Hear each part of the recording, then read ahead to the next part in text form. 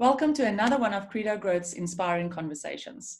Today we are chatting to Lucelle Simms, who is a mother as well as a free diver, and we're here to tap a little bit into her knowledge around free diving and also the mindset around free diving. Lucelle, very welcome. I'm very happy to have a chance to chat to you today. Thank you. Thanks for having me. Cool.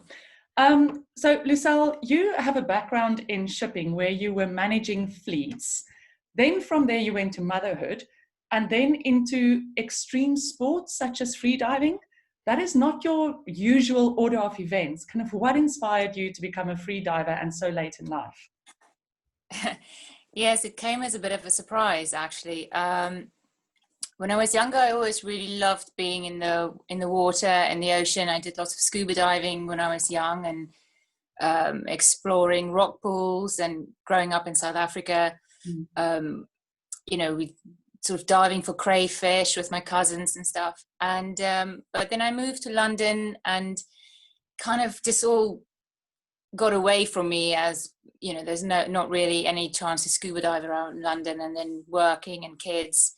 But then when my youngest went back to school full time, I thought I really want to do something for myself and get some of my own, being back. That motherhood sort of takes away from you. And I started just looking into water-based sports because I'm not really a gym person. So then I found a freediving club not far from my house, and I thought, I try that out, see how it goes.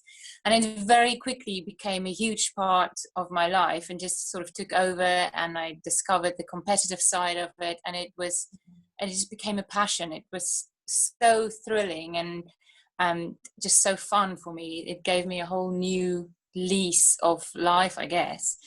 And I was really grateful to find it, because when I was about 15 or so, there was a film called The Big Blue that came out, and I remember seeing that in the cinema the first time, and it totally blew my mind. And I always had in the back of my head that I would love to do that one day, never thinking for 1 second that that's exactly what I would be doing. So yes, I'm really grateful for having found it. I just sometimes wish I knew about this when I was 20 instead of 40. So yeah.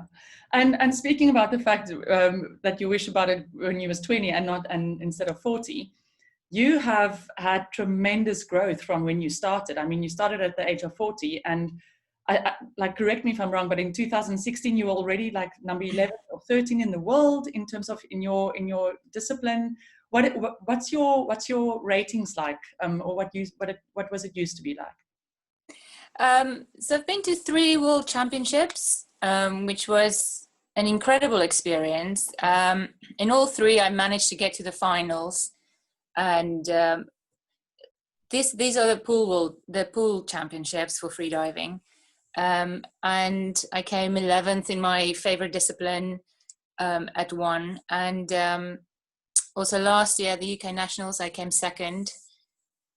And yes, so I'm usually sort of around the top 5 in the UK. I haven't competed this year, obviously, with everything that's been going on. So I haven't really trained either, but hopefully next year I can get back into it. Yeah. So I often, when I hear people speak about free diving, there's often a few eyebrows that are being raised in terms of the dangers of free diving. Can you fill us in about these dangers and also tell us, how do you cope with it? Yes, freediving does have quite a reputation for being dangerous, and people always start with that. It's like, oh my God, how do you have, how can you cope? I don't really see it as a dangerous sport, because we do it in such a way that it's safe. I don't just go out in the ocean and dive down to silly depths. If you train properly and you've done courses and you do it with people that know what they're doing, and you follow all the safety procedures, then it's a very safe sport. As long as you know what your mental and physical capabilities are, and you dive within those limits, there's really no reason for it to be incredibly dangerous. So I never see it as dangerous, but I know other people perceive it that way. I guess if we take it back to business, I think there's people that make business decisions that's more riskier than free diving. Yes, I mean, you can get entrepreneurs that, there are people that think I can never be an entrepreneur because it's so scary to be completely reliant on yourself. They prefer working for a big corporation and have that steady monthly check coming in because that makes them feel safer. So yes, I find running your own business probably way more scarier than diving to 50 meters. Yes. And speaking about entrepreneurs, we as Credo, we often work with business leaders and founders and teams. And what we see is that people are almost creating their own threshold, their own boundaries of what they can do. And if I say people, present company included, you clearly go through that comfort zone and break that boundary. Kind of, how do you do that? What is your process to push yourself further and just go for it? Because that's, I think, what a lot of people in the working world are struggling with. Okay. Yes, I struggled with that in the beginning. I had to you have to let go of your ego a little bit and realize that if I don't, you have to be prepared to fail. And if I decide to do something, I go into it thinking I might fail, it might not work, but I'm at the stage of my life where I don't really care about that so much anymore, because I know even if I fail, I will still learn something. Yeah. So you just kind of have to decide to jump in. And I don't know if I would have done this if I was younger, had this courage to be prepared to fail. So something to get about you doing it at 40 and not 20 then, in terms of courage. Yes, I think I'm 40. I'm more comfortable with myself, with who I am, and you know yourself so much better. And so I don't really, if I fail, and I'm not going to worry about what other people think about it anymore. You don't have that, what's everybody going to think? Because it becomes more about who you are as a person and what you want to achieve personally, rather than what outside perception is like. Yeah. So that's a really great reminder for everyone, especially people who are starting to who's starting a new business. It's not about what everyone else is going to think, it's about what you want to achieve with your business, and forget about what society is going to expect from you. Yeah, it's what feels right for you as a person. And I think this is what freediving has taught me a lot, is just to get to know myself better, because and you learn what your strengths and weaknesses are just by trying different things. And it's amazing. Sometimes you really surprise yourself just by trying something new, and you think, oh, I never thought I could do that. And look at me, here I am. I've just done it. So then that gives you a bit more inspiration to try the next thing. And trust me, I've done a few things that hasn't worked. So, but I've always also learned from that and thought, okay, so I know that's not for me, but I've learned something from the process. Yeah. And so you spoke earlier about the fact that you don't do silly depths and those kind of things. So I'm an advanced scuba diver, and I'm allowed to go to 30 meters deep. But you go like 47 to 50 meters deep, and that's without tanks on your back. What happens down there? What, like, emotionally, thought processes, physically, mentally? I'm sure people are curious to understand what happens when you're that deep down the ocean. Magic. So for me, the first sort of 20 meters is fairly easy for me because I've done it a million times, and for me it's a kind of playground. I can do multiple dives up and down 20 to 30 meters without really having to try very hard. So that's the fun diving aspect.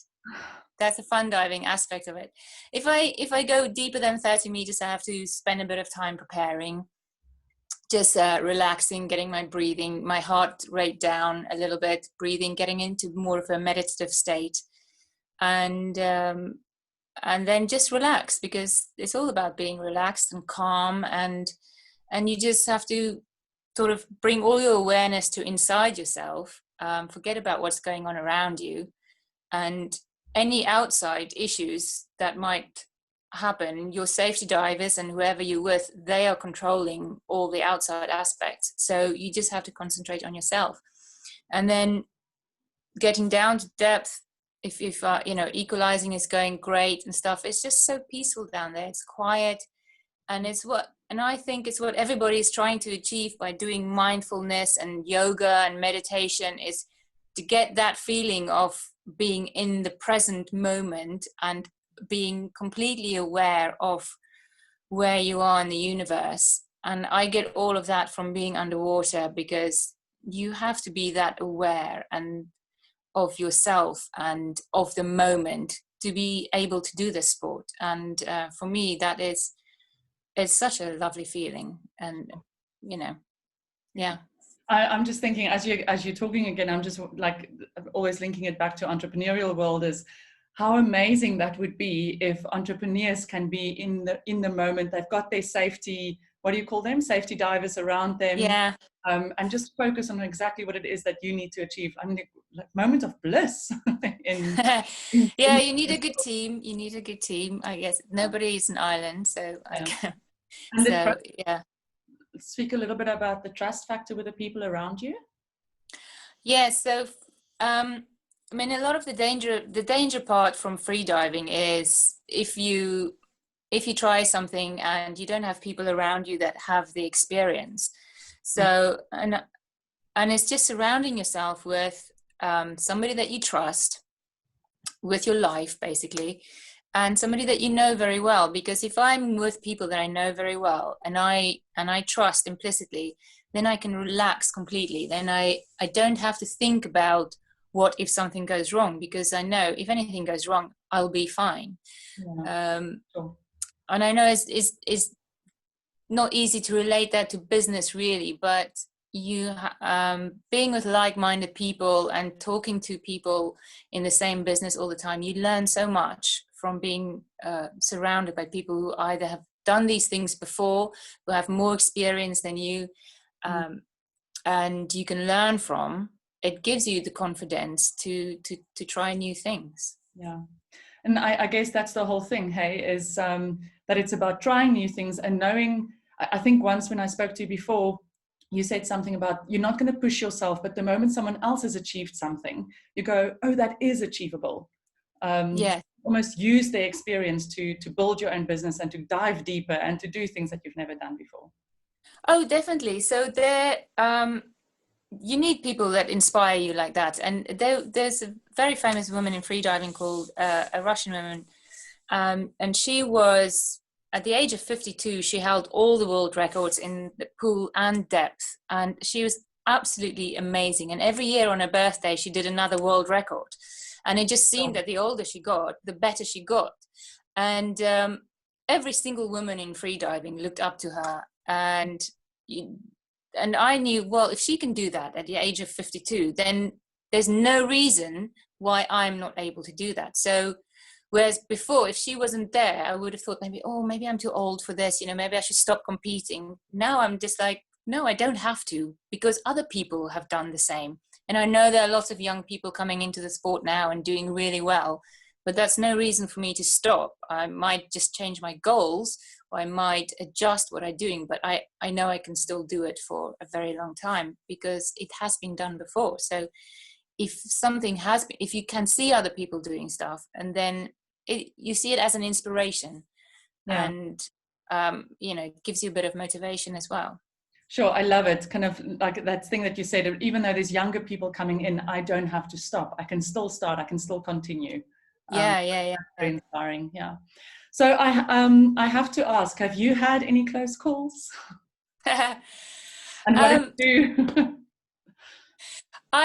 Yes, well, one of my trips to the Red Sea, we did a cave dive, and it was in the open ocean, and there's a lovely cave. It was a hidden cave. You kind of have to swim down, and there's a false entrance and then another entrance that you go in, and I thought I'd go in and explore that.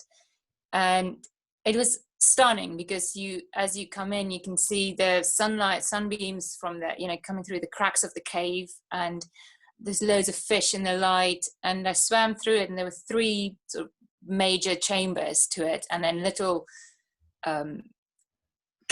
coves going off the side. And it was so beautiful. I was completely in awe, and I just kept swimming, going through the first one, the second one, and I came to the third one, and I thought, oh, I should probably turn back now, because I don't want to go too far. And I turned around, and as I started swimming back, I suddenly thought, well, this looks completely different. And I suddenly couldn't tell where the entrance was that I came from, because suddenly from this side there were loads of little arteries going off left and right, and because there was light coming from quite a few different points, I really didn't know which way to go. And I thought, well, I'll just try and go as straight as I can, thinking this is the right way. And I realized that I only really have time to make one mistake. And so I did start panicking a little bit. But I kept swimming, thinking, but then I saw my safety diver at one of the points, and I mean, the relief was amazing. I just like, oh, thank goodness for that. So I just swam to him, and I was immediately relaxed when I saw him. So it was fine, and I came up. But I think that is, one of the reasons that she says, you can't do it by yourself. You always need to have somebody that supports you. And I think that goes for everything in life. You need a support structure, and you need somebody that has your back. And yeah.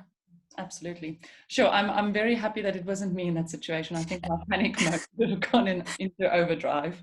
It was worth it. I want to do it again, because this time I know what to expect. So. And tell me, are you planning any other exciting trips in the near future? Are you planning to come back to South Africa, your home country? Like, what are your... Yes, I'd love to go back to South Africa, because the kelp forests there around Cape Town are incredible. It's the most amazing underwater world. It's like swimming through a forest. It's beautiful. So I'd love to go back there. I have a trip planned to Greece to dive an old World War II submarine. Nice. Yeah, so that's really interesting, because it's an 80-meter sub that's still intact, lying at 50 meters. So I'm doing that in September, which I'm very excited about. Yeah. I'd like to go to the Arctic and dive with orcas. So I've been looking into a trip to book that in the winter. I just need to get my ice. I just need to get my ice diving sorted out, because it's going to be cold. But yeah, that's definitely a trip. And yes, and then hopefully next year there will be some competitions once all of this is over, and I can get in a couple of competitions. So yeah. Sure, that sounds very... I think I'm going to live vicariously through you. It's amazing. Lucelle, before we go, just one last thing. If there's people out there who, whether they're in business or mums, or just people working in a company, what advice do you have for them to push through their comfort zones, to do what it is that they always wanted to do, like what you did? You've always wanted to do it, and then you got into it. Like, what advice do you have for those people? Well, forget what the world says you're supposed to be doing. We all grow up with sort of boundaries that sort of inflicted on you, like you can't do this at this age, or you can't do this because you're a girl, you shouldn't do this. And a lot of it are beliefs and structures we grow up with believing, and you kind of have to reset all of those, and just find a passion and do it as much as you can, because that's what's going to make you feel alive in the end. And if you have a goal, have a big goal, but always have these little goals in between, so that every time you reach a little one, it makes you feel good and helps you keep going. Because if you just have the big one at the end and nothing to work for in between, it becomes disheartening. So, is that how you work? Is that how you work with your person? Oh yes, definitely. So I do have a very big end goal in mind, but I don't focus on that, because you'll lose motivation like that. So I have little things in between that I get to, and every time I get to that point, it's like, okay, I'm here, that's great, and it gives you that little boost. And even just everyday little things, because when you achieve something, or when you take something off a to-do list, gives you a sense of achievement. And having a sense of achievement every day, no matter how small it is, Yeah. You know, makes you feel good and gets you ready for the next day to do the next thing. So, and also always have somebody to look up to, hang around with people that are better than you, and that you can learn from. Not, you know, and not be competitive, but just to soak up all that energy, because if you're surrounded by people that are better than you, then you know, the effect is it makes you better, it lifts you up, because it inspires you to be better. Yeah, that's very true. And I think that is true for private life, sport life, wanting to achieve something, as well as business life is kind of. Yes, in everything. Yes, surround yourself with the right people. Lucelle, it's been lovely chatting to you. I'm looking forward to seeing you in South Africa, and I really hope that you nail those competitions. Thank and you. Enjoy Greece. I'm very envious. I know you've done a previous submarine as well, which you spoke about, and I think if that's anything to go by, it's going to be amazing. Thank you very much. Really appreciate it. Thanks. Cool. Cheers. Lovely to see you. Well, hey? Bye. Bye.